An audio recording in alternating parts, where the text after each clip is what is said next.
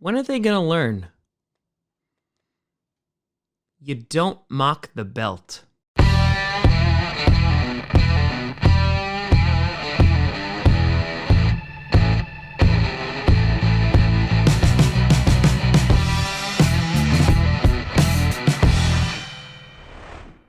Grossi Posse Packer Nation. Welcome to another episode of Backcast, the podcast where you don't have to be a Packers fan, but it sure does help. I'm your host, Tom. We shut out Russell Wilson for the first time in his career, Grossi. And today, we're going to be talking about the Green Bay Packers defeating the Seattle Seahawks 17-0. Before we get to that, I want to do a big shout out and thank you to some brand new patrons and YouTube members. First, over on the Patreon side of things, we have Tyler, Adam, and we have Charles in Roseville. A big shout out and thank you to you. And over on the YouTube side of things, we have Geezer. We have Brandon Crisp. We have Seattle's defense, which I love is a trash can. We have Liam Mosley. We have Banger Bros. We have Rodney Swigart. We have Mr. Shuckle. We have Auto Addiction. We have PF Dibbles. And we have, of course, Braden Petro. A big shout out and thank you to you all. So the Green Bay Packers coming off a loss 13-7 against the Kansas City Chiefs, of course, without one Aaron Rodgers as he had the COVID. Aaron Rodgers activated this past Saturday that he was going to play, that we had a toe injury, was going to play this week. And this was not the Aaron Rodgers show by any stretch of the imagination. And for the majority of this game, it was a 3-0 ball game held by the Packers. Mason Crosby had a missed field goal early on, which sparked a ton of discussion on the internets and, of course, in the live stream about, oh, is Mason Crosby washed up? Is this his time? Thankfully, Crosby then hit his other field goal and every single extra point after. But at the end of the day, the Green Bay Packers shut out the Seahawks, and the story became about the defense once again, which was absolutely phenomenal. But we'll get to that. Let's break down some stats first. Rodgers, 23 for 37, 292 yards, 0 touchdowns, 1 interception, was only sacked once, though was under pressure a whole lot because of that O-line. A.J. Dillon, a stud today. 21 for 66 on the ground with 2 touchdowns. Also caught 2 receptions for 62 yards. One on the sideline where he is dancing, staying in bounds. Adams was the lead receiver, 7 for 78. Jones, 7 for 25 on the ground, 4 for 61, which was 2 big back-to-back screens. However, the big story was Aaron Jones getting injured in this game, in which he was hobbling off the field, couldn't make it off the field, and all of a sudden you're like, uh-oh. However, the initial diagnosis from the Packers squad was that they thought it was a sprained MCL, which was confirmed later tonight. And so the good thing is that he has had a sprained MCL 3 times already, and every single one of those times he has not needed surgery. So the outlook is good for Aaron Jones to hopefully play again this season. The good news for the Packers is they have 2 more weeks, then they have a bye week. So even if he needs to be out for 3 weeks, hey, at least he's going to be able to rest up. And I think A.J. Dillon in a snowy game, which, by the way, the last time A.J. Dillon played in a snowy game against the Titans, he rocked it. Look at it again. Showed that he could be the number 1 back and carry the load. The only concern there is that now we have our number 1 in Aaron Jones and our number 3 in Kylan Hill injured. And so A.J. Dillon's the only one really there to kind of carry the load. But we'll see if Patrick Taylor could potentially fill in that spot in the interim. But besides the offense, which definitely struggled out of the gate for the majority of those 3 quarters, which right now the Packers are 19th in the league in terms of points scored. Their defense, completely other story. They were phenomenal the past couple weeks. They were phenomenal today. Campbell, 5 solo tackles, 1 for a loss. Also had 1 QB hit. On top of that, Chris Barnes, who had a great game against the Chiefs last week, continued to do so, had 4 solo tackles here. Rasul Douglas, 4 tackles, 1 for a loss, 1 pass defended.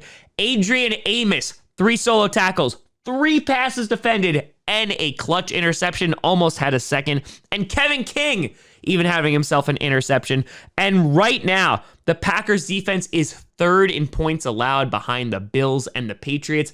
And they are playing phenomenal football. No Zadarius Smith, no Jair Alexander. Yeah, they're a freaking fracking good football team. Eric Stokes and Kenny Clark thankfully able to play today.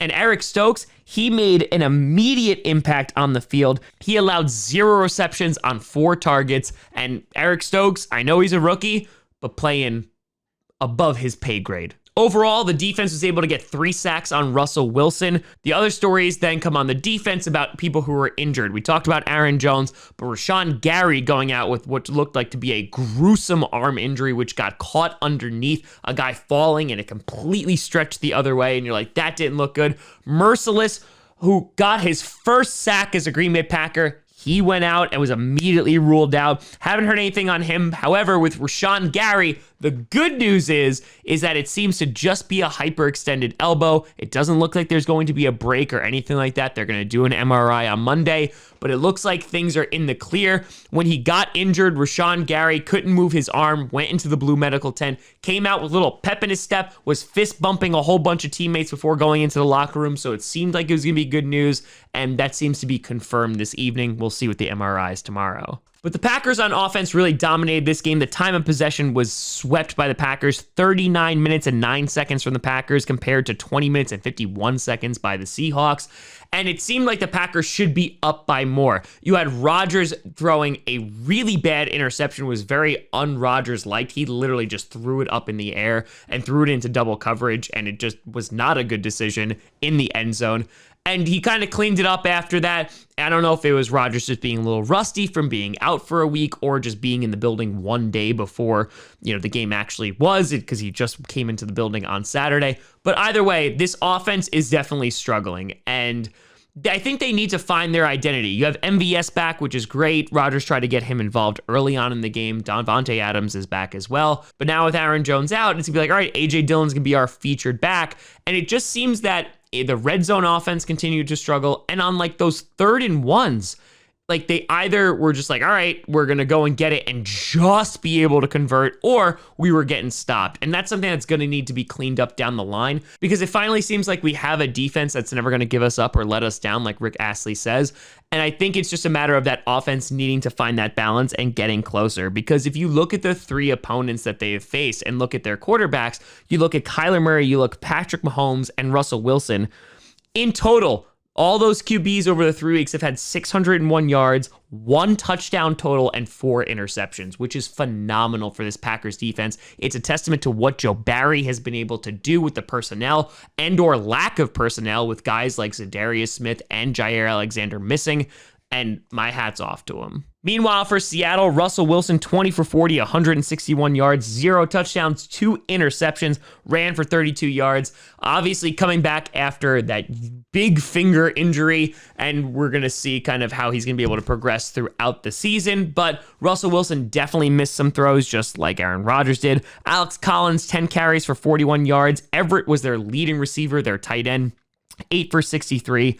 And the Packers defense was able to hold guys like Tyler Lockett and DK Metcalf in check the entire game. However, Russell Wilson also missed DK Metcalf on multiple occasions, who was wide open. DK Metcalf wound up getting ejected from this game after going after Henry Black, grabbing his face mask and just pulling it for no reason. And when prompted after in his press conference, like, why did you do that? He's like, I'm just tired of losing. Well, DK, I can promise you that getting ejected from the game is not going to help your team win football games, but that's neither here nor there. You also had Carlos Dunlap randomly toss a shoe, and I was like, is George W. Bush on the field? No? Okay, a lot of Austin Powers memes came after that, but this stat came out after the game. He had never had a shutout. Well, guess what? Russell Wilson was involved in a shutout today. He was shut out by the Green Bay Packers. In addition, this was the Packers' 451st home win, which is breaking the record of all-time wins at home. It broke the Bears record, so even though the Bears are on bye, they still lose, so you guys still suck. And in my opinion, this defense is a championship caliber defense, especially if the offense is able to keep up. David Bakhtiari was doubtful for this game, obviously didn't play. And I think that while he was activated on Wednesday, he's just getting closer and closer every single week. And when Bakhtiari comes back, that offensive line is going to be as strong as ever. But for me, this defense, man, is just playing out of its mind right now. They're playing the Vikings next week, and then they have a very, very significant challenge against the LA Rams. That's going to be able to test them against a Super Bowl contender, which I think the Packers are. And the more important news is because the Cardinals lost today and the Packers have the tiebreaker over them, right now the Packers are not only number one in the NFC North, they're number one in the entire NFC. And for the Packers, they want to clinch that home field advantage. They want that first round bye, which only comes with the first seed. And the Packers right now have it all in front of them in order to obtain those goals. And I do want to do a quick shout out because we do crap on the special teams a lot. And I know we talked about Crosby missing that one field goal, but Amari Rodgers was also able to return a whole bunch of kicks tonight, which was actually really nice to see that I didn't have to worry about him fumbling the ball or anything like that. He was catching things on the run. He was fair catching. And so shout out to Amari Rodgers. It's not easy being a rookie and dealing with returning duty, but he did pretty damn well. And the other last thing I want to say is Pete Carroll emptying his pockets trying to throw the challenge flag was one of the most entertaining parts about the game. So right now, the Green Bay Packers back on top, number one in the conference. Hopefully they can hold on to it for a whole lot longer and head into the playoffs as the number one team. But let me know what you think down in the comments below. How do you feel about shutting out the Seahawks? Does it feel extra good? Because for me, it feels extra good. Because if you are a fan of this channel, you know how much I despise the Seahawks. And it's because of the Hail Mary in the championship game, which the NFL thankfully showed over and over again, especially with the Hail Mary at the end of the half with Russell Wilson. So every time we are able to beat the Seahawks, yeah, it doesn't completely wipe away the dead, but it feels good. But let me know. You guys find me at TomGrossiComedy.com or TomGrossiComedy, all social media you see down below. Check out podcasts on SoundCloud, iTunes, Google Play Music, Spotify, and of course YouTube. And a big shout and thank you to all the patrons over at patreon.com/TomGrossiComedy and the YouTube members. But thank you so much for watching. I'm Tom Grossi. And as always, go Pack Go.